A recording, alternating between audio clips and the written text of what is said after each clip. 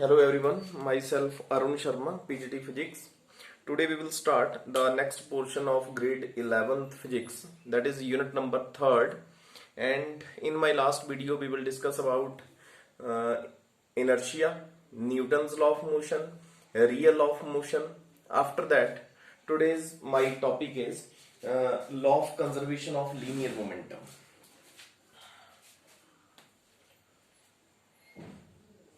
Law of conservation of linear momentum. So you know what is an momentum? Yeah, linear momentum. Linear momentum is the product of mass and velocity is called a linear momentum, and the linear momentum is a vector quantity. So the law of conservation of linear momentum said that, say that if the external force on the system is zero, then linear momentum of the system remain conserved. If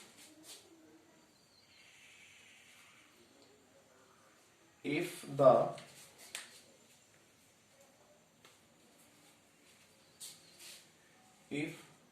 external force on the system is zero, then the linear momentum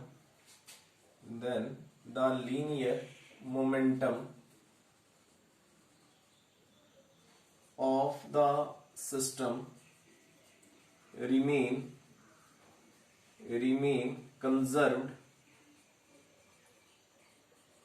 is called law of conservation of linear momentum. It means अगर कोई object जो है constant speed के साथ move कर रहा है, for example 40 kilometre per hour की स्पीड के साथ जा रहा है, तो ये अपनी कांस्टेंट स्पीड के साथ लगातार चलता रहेगा अगर आप इसके ऊपर कोई एक्सटर्नल फोर्स अप्लाई नहीं करेंगे। तो अगर आप कोई एक्सटर्नल फोर्स अप्लाई नहीं कर रहे हैं then it's linear momentum remain constant.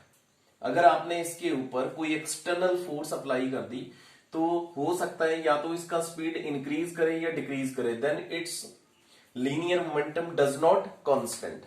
अगर आप इसके ऊपर कोई फोर्स अप्लाई करेंगे या तो इसका स्पीड बढ़ सकता है या स्पीड कम हो सकता है, तो इसका जो लीनियर मोमेंटम है वो कांस्टेंट नहीं रहेगा, वो क्या हो जाएगा, चेंज हो जाएगा। अगर वो चेंज होगा तो उसको law of conservation of linear momentum नहीं बोल सकते हैं। तो यहां पे ये बोल रहा है कि अगर कोई ऑब्जेक्ट कांस्टेंट स्पीड के साथ एक स्ट्रेट पाथ में मूव कर रहा है, अगर आप उसके ऊपर कोई एक्सटर्नल फोर्स अप्लाई नहीं करेंगे then the linear momentum of the system remain constant. आगे हमने इसको सॉल्व करना है, तो आप एक एग्जांपल ले सकते हैं कि let us consider a two bodies A and B. हमने कोई टू बॉडीज कंसीडर करी है, एक ए और दूसरी B. Suppose it's your A body and it's your B body. हमने दो सिस्टम लिए, एक ए और एक बी बॉडी। तो इसका जो लीनियर मोमेंटम कंसीडर कर रहा हूं पी और इसका जो लीनियर मोमेंटम कंसीडर कर रहा हूं पी बी। तो दो बॉडीज हैं, उनका इनिशियल मोमेंटम मैंने कंसीडर कर लिया P A and P B colliding with each other. यहां पे बी और इसका मोमेंटम पी बी। अब ये दोनों बॉल्स जो हैं एक दूसरे के साथ क्या कर जाती हैं, कोलाइड कर जाती हैं। जब ये दोनों बॉल्स एक दूसरे के साथ कोलाइड करेंगी then both remain in contact for time interval delta t, then separated, then P A dash and P B dash again.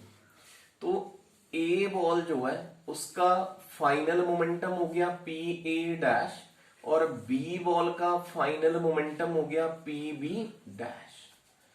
ध्यान से देखना है, मैंने क्या बोला कि हमारे पास दो ऑब्जेक्ट हैं या दो बॉल्स हैं, एक ए है और एक बी है। इन दोनों का इनिशियल मोमेंटम है पी ए और पी बी। तो इसको बोल दिया मैंने बिफोर कोलिजन। फिर क्या हुआ, ये दोनों बॉल्स एक दूसरे के डायरेक्ट कांटेक्ट में आई और ये डायरेक्ट कांटेक्ट में कितने टाइम के लिए आई, डेल्टा टी टाइम के लिए आई, तो इसको नाम दे दिया मैंने ड्यूरिंग कोलिजन। जब इनके बीच में कोलिजन हो गया तो दोनों बॉल जो है सेपरेट होगी। ए बॉल का मोमेंटम हो गया final momentum P A dash, और बी बॉल का फाइनल मोमेंटम हो गया पी बी डैश। इसको नाम दे दिया मैंने आफ्टर कोलिजन। यहां पे आप अज्यूम कर सकते हैं कि बी बॉल का स्पीड कम है और ए बॉल का स्पीड ज्यादा है, तो नेचुरली जब ये ए बॉल बी बॉल को हिट करेगी तो ए बॉल जो है दोनों का मोमेंटम क्या हो जाएगा, इसका स्पीड कम हो जाएगा और इसका स्पीड क्या हो जाएगा, ज्यादा हो जाएगा।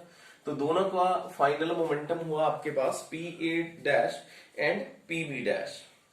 तो अब हम इसमें एक कंडीशन यूज करेंगे कि for body A, for body A body के लिए यहां पे आप बोल सकते हैं कि एफ ए बी, यहां पे फर्स्ट एफ ए बी, इसके ऊपर एफ ए बी फोर्स लगा मल्टीप्लाई बाय, और दोनों के बीच में जो कोलिजन हुआ वो कितने टाइम के लिए हुआ, डेल्टा टी टाइम के लिए हुआ। तो यहां पे इसका मोमेंटम में क्या चेंज आया, final momentum P A dash minus initial momentum P A, final momentum P A dash minus P ए।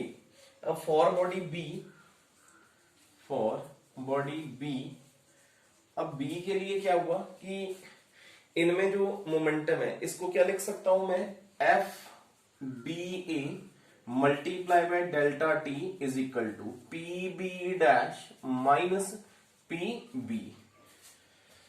तो ये हो गया आपका सेकेंड मोमेंटम। अब बोलेंगे कि F A B is the force on A due to B, F A B is the force on A to B, या a ball जो है A due to B and F B is the force B due to A during the collision. अब हमने क्या करना है, इन दोनों equation को ऐड कर देना है। ये दो इक्वेशंस है 1 एंड 2, और इन दोनों इक्वेशन को ऐड करेंगे आप 1 प्लस 2।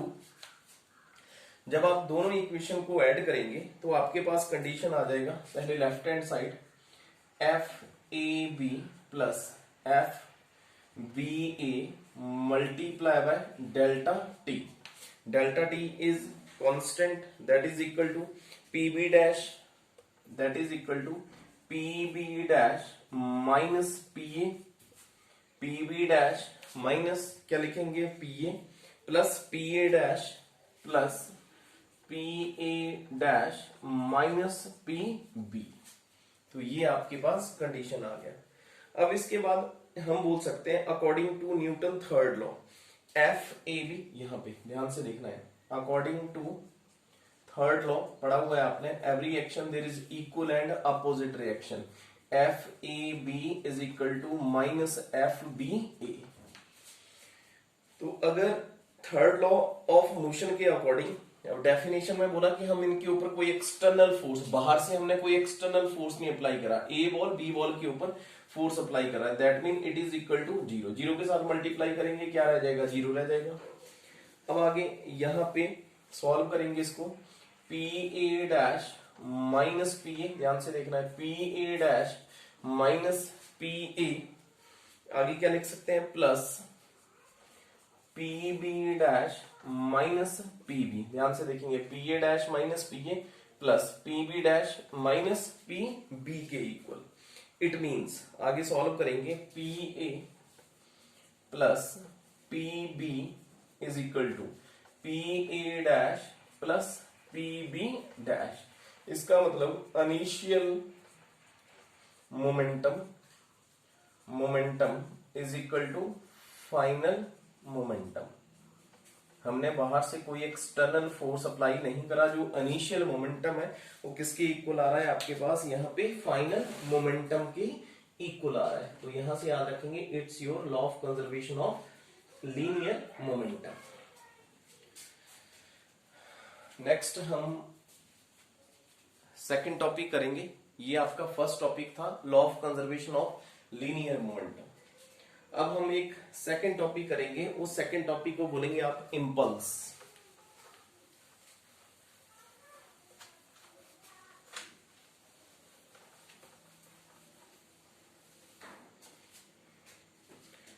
यहाँ पे आपका सेकंड टॉपिक है इम्पल्स। ये भी आपका इंपॉर्टेंट है टॉपिक। अब इम्पल्स किसको बोलते हैं? Impulse the product of force and direction of time for which act on the body और surface is called a impulse.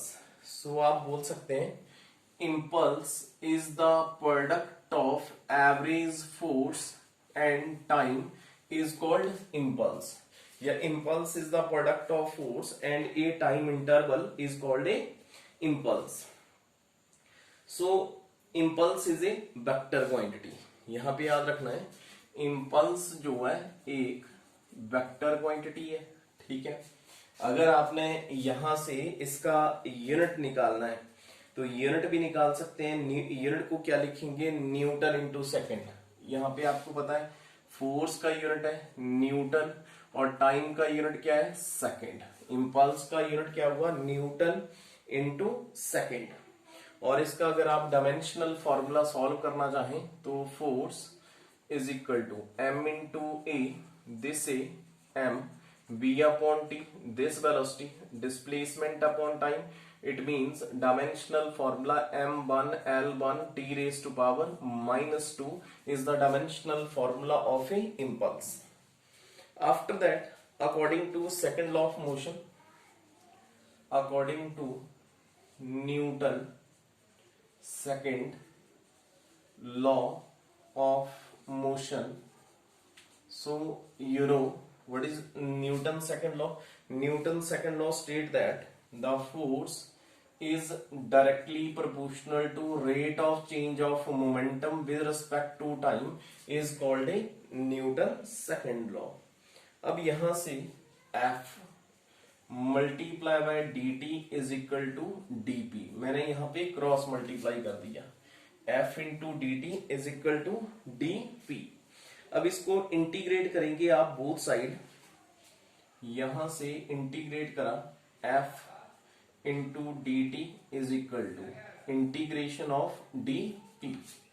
तो जब आप इंटीग्रेट करेंगे तो यहां पे zero, initial time zero, final time consider कर रहा हूं मैं टी, और यहां पे इनिशियल मोमेंटम कंसीडर कर रहा हूं P1 और यहां पे initial moment final momentum consider कर रहा हूं P2 के इक्वल।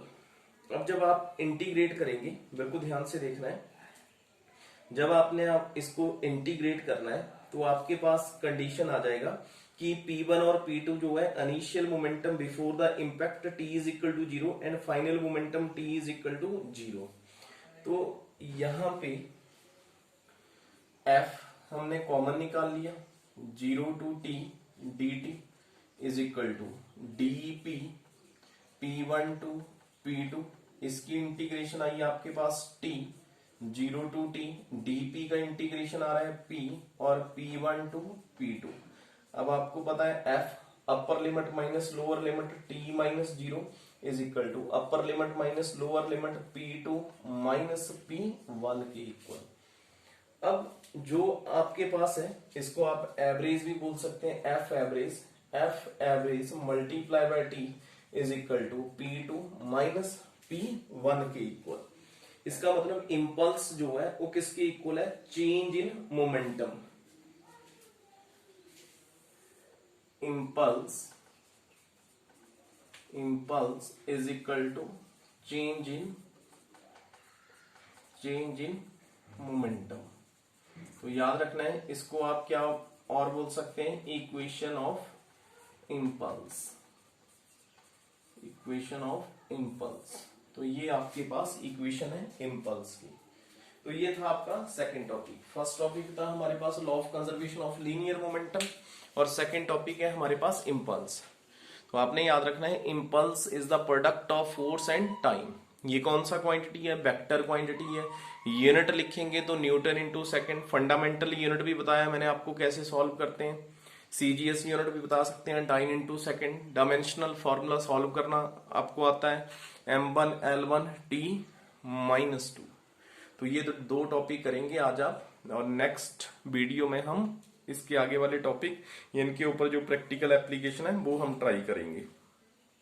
तो ये दोनों टॉपिक आपके अच्छे से प्रिपेयर हो, न्यूटन्स लॉ अच्छे से प्रिपेयर हो, इसके बाद हम इनके ऊपर न्यूमेरिकल्स भी करेंगे और नेक्स्ट टॉपिक करेंगे। So thank you.